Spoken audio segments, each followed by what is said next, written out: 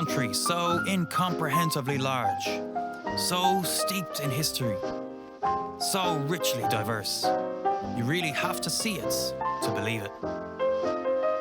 As an uncomfortable recent past slowly gets washed away, and the country grapples with problems from an unprecedented leap into modernity, we explore where an old China ends and a new one begins, as the new generation lights up the future for China, on the cusp of becoming the world's leading superpower, and older generations keep the flame of the ancient past burning. This is Out of Curiosity, and this is China.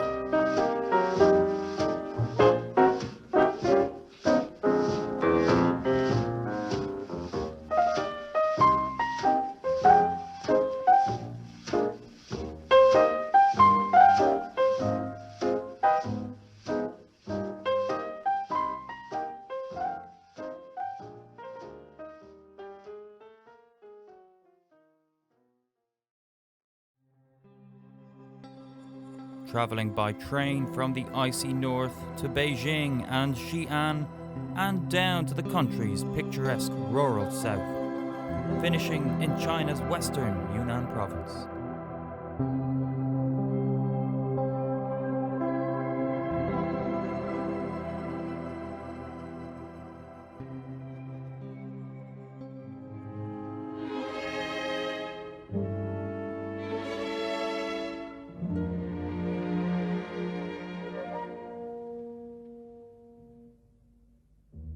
Harbin, the ice city in the far north of China. In fact, if you go any further north, you'll be in Russian Siberia. And that's who built this place. The Russian Empire put this place on the map during the construction of the Trans-Siberian Railroad. It's the most European-looking city in China.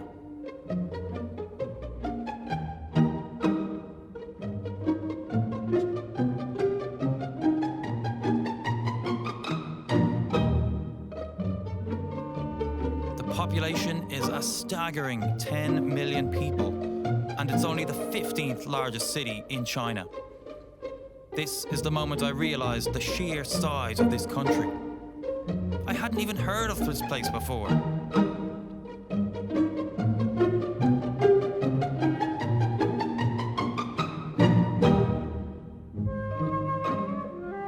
So much ice lying around. What to do with it all? Carve it, chip it, mould it into ice and snow sculptures, all in preparation for Harbin's Ice Festival, the biggest one in the world. Thousands of ice blocks are pulled from the Songhua River and intricately shaped by artists from all over the world. Some of them are as big as buildings. It's not a place I expected to find in China, but an indication of how diverse the country would be.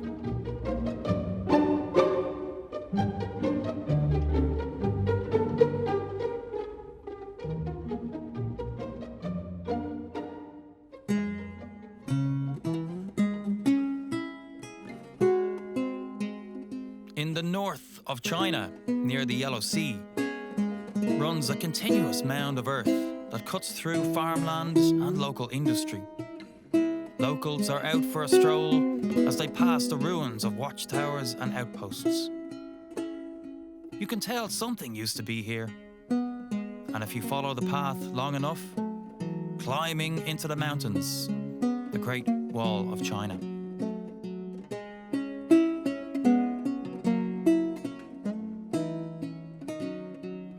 This section is one of the less popular sites of the remaining wall, and travelling in the off-season, you've pretty much got the place to yourself.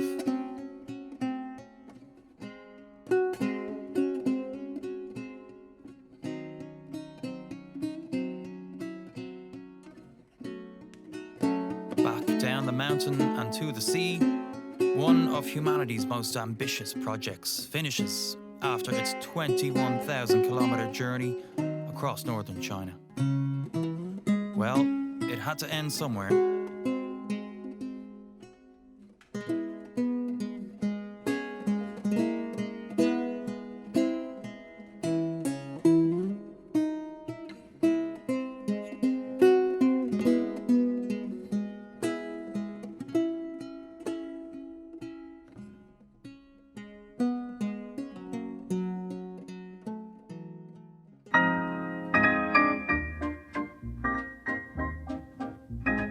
Beijing, China's capital, busy, crowded, smoggy, historic.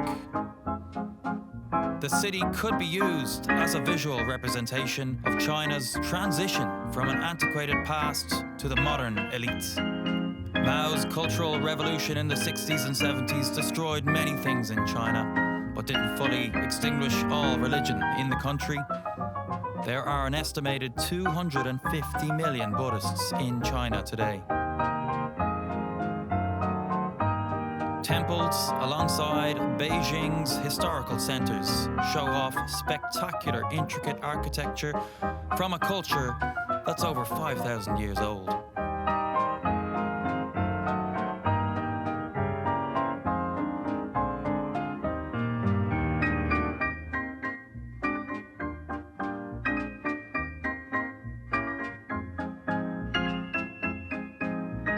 As the sun sets, a new moon rises. China is ever-changing. Cities have expanded and drained the rural population. With new money, the middle class has exploded. Cars have largely replaced the bicycle culture, creating congestion and smog and dangerously low air quality. Still, plenty of bikes to be found on the streets. The elderly population are out exercising into their 70s and 80s. The poverty they lived through is a distant memory, and the new generation getting to grips with a newfound purchasing power and an insatiable appetite for consumer goods. Building for a future, China on the cusp of becoming the globe's #1 superpower, Beijing right at its heart.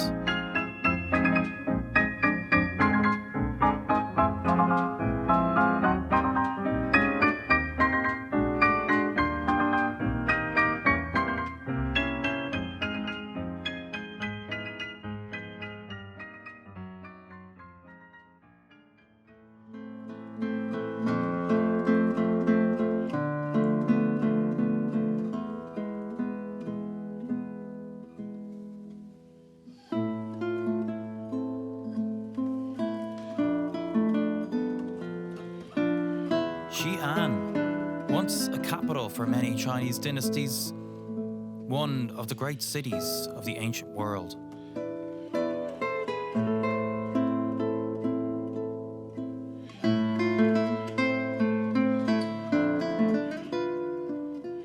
Today, Xian is famous for a recent archaeological find, the Terracotta Army. In 1974, local farmers stumbled across a few clay artifacts while working. Little did they know, over 6,000 sculptures would go on to be found. Placed here to protect the emperor in the afterworld, and dating back to 200 BC, one of the most miraculous archaeological finds in the modern era.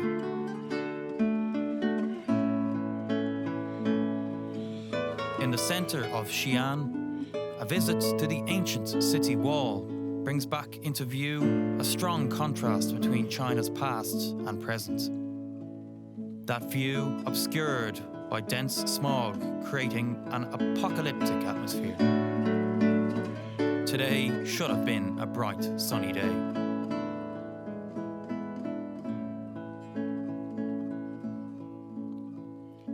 Evening celebrations for a Communist Party anniversary bring out the masses of the 12 million population of the city, as well as the parading of the flamboyant traditional Chinese dress.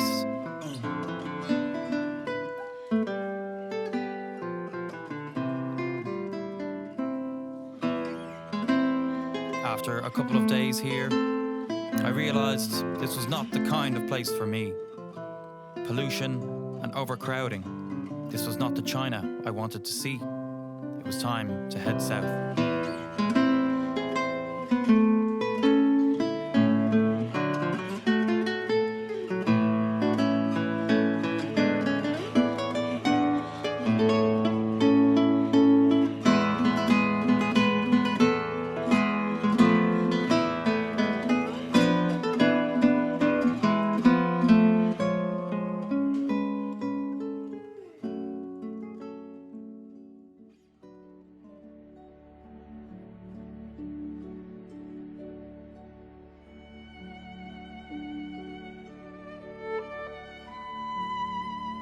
climbing high above the clouds to one of the world's most spectacular parks, Zhangjiajie. Thousands of sandstone pillars rising over 200 meters tall encompass the forest area, connected by natural pathways and cable cars. An incredible national park shrouded in the mist. This place will take your breath away.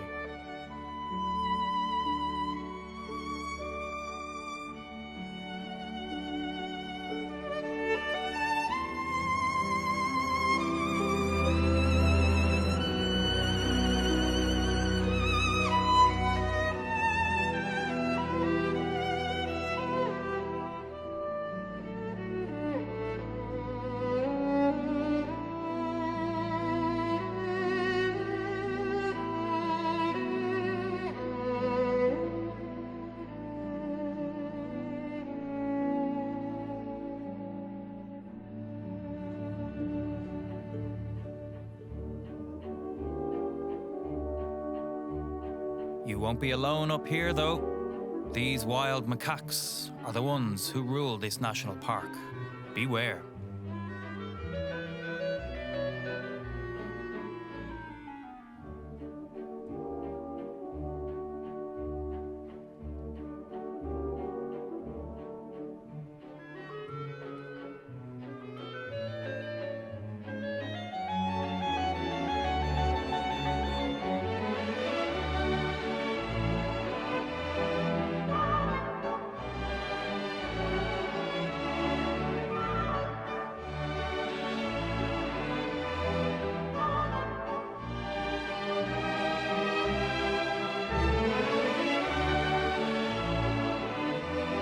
Not far away is Tiananmen Mountain, and one of the longest cable car journeys on the planet. Just the 7-kilometer long ride into the sky and to Heaven's Gates, a gaping hole in the mountain's facade, gateway to the gods.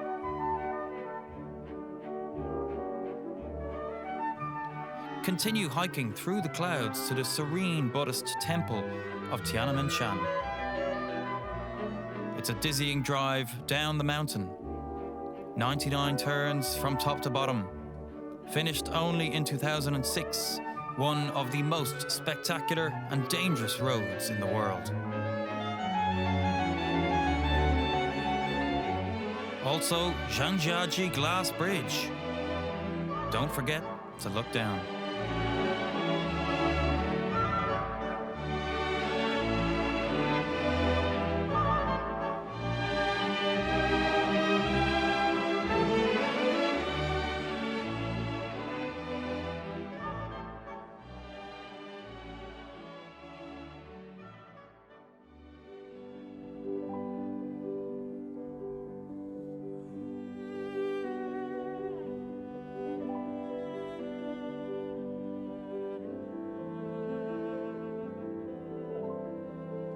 High up in the misty mountains north of Guilin are the iconic Longji rice terraces.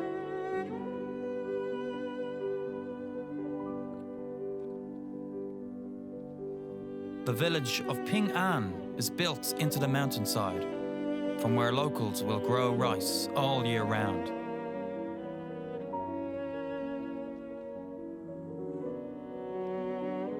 China produces almost 30% of the world's rice, but only a fraction of it is reserved for exports. 1.4 billion is a lot of people to feed. Hiking trails take you on a dizzying waltz from village to village.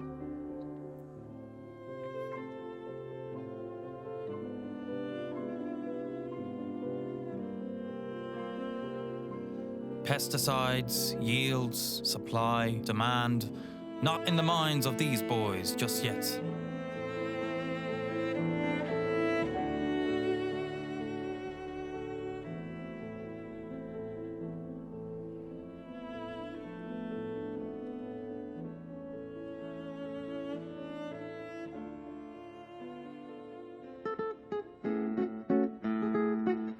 finally moving south to the warmer climes of Guangxi province, Guilin, full of karst rock formations, the symbol of South China.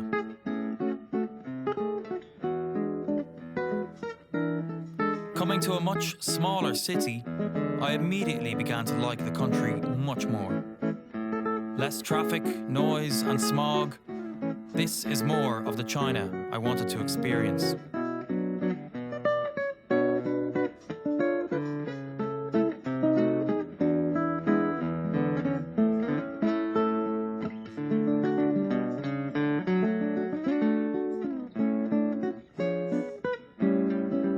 With the Li River floating lazily by, locals seemed more at ease and willing to come out of their shell.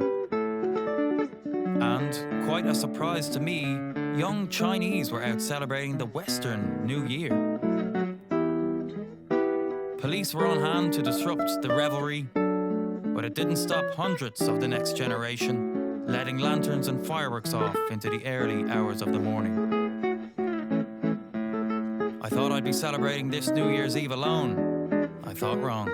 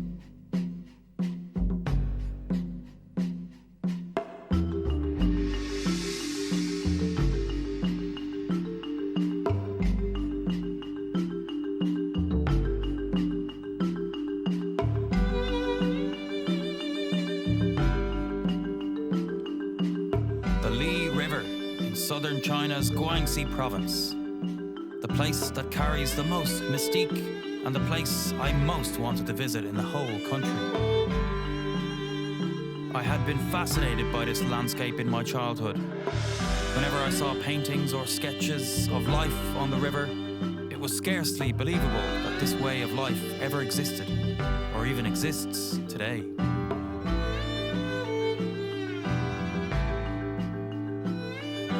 And sure enough, it persists. Farming and fishing are still seen along the 165-kilometre stretch of scenic river, the lifeblood of the area.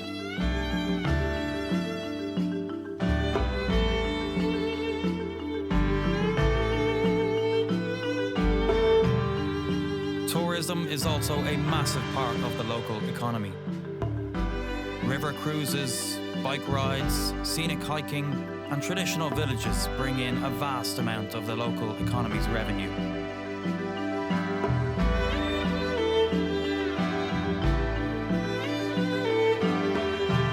By far the best way to see everything is to rent a motorbike and hit the open road like a local.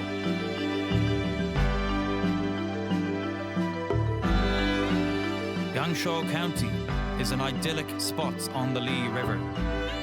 More limestone karst cliffs in every direction you look, one of the highlights of the journey.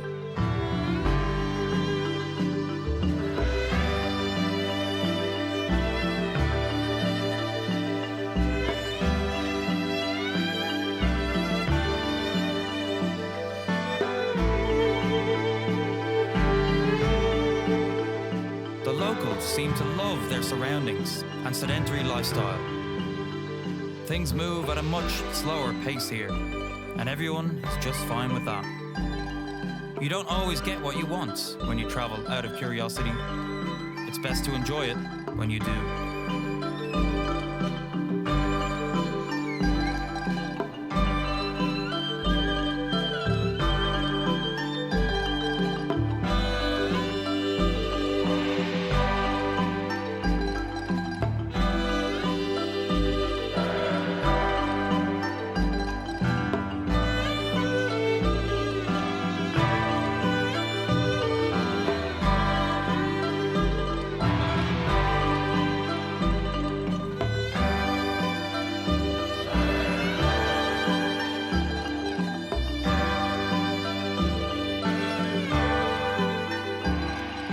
China's western province of Yunnan, where the Himalayas come back down to earth, lies the scenic town of Lijiang.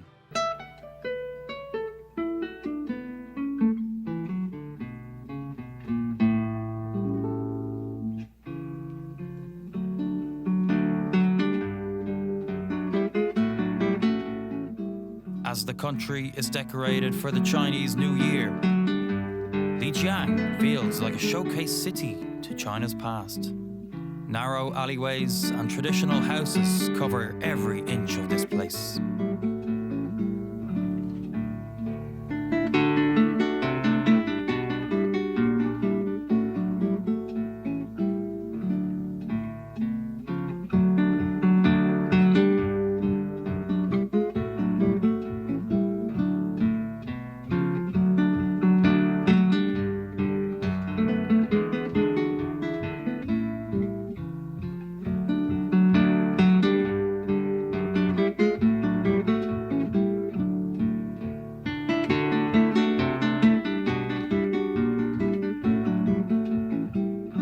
Mountainside ancient city of Dali is not too far away either. Don't expect anything too surreal. You'll find traditional bell towers and giant pagodas in the clean mountain air. These two towns marry together a sense of relaxation and nostalgia, far away from the chaos of any big city.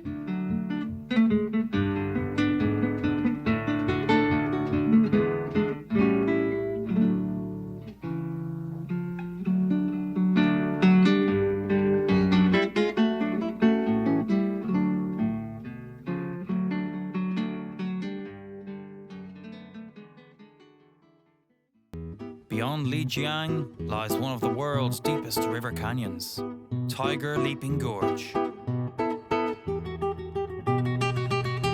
One of the country's great treks, the canyon runs for 22 kilometers between two snow-capped mountains near the Himalayas.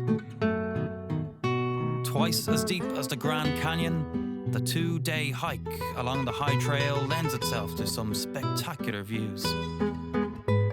Indigenous locals go about their daily business along the trail, building rope bridges across to the crashing river centre, supposedly from where a wild tiger escaped local hunters with a miraculous 25-metre leap. Sure. Travel lights and bring a camera. This is a must-do if you find yourself in the western Yunnan province.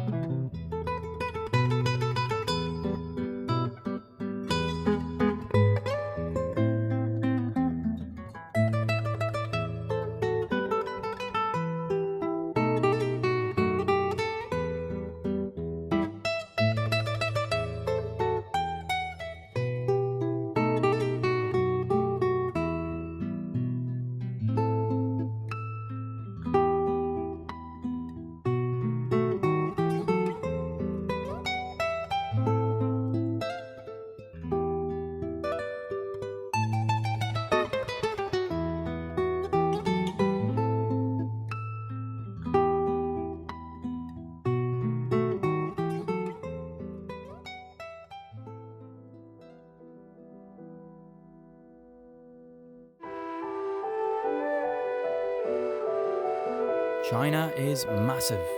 So much to explore, so much to discover. Curiosity has dragged me down the country, but even a 7-week journey is not enough to get to every corner. This has hopefully been a window into what modern China has to offer. Let your curiosity take you here. You won't regret it.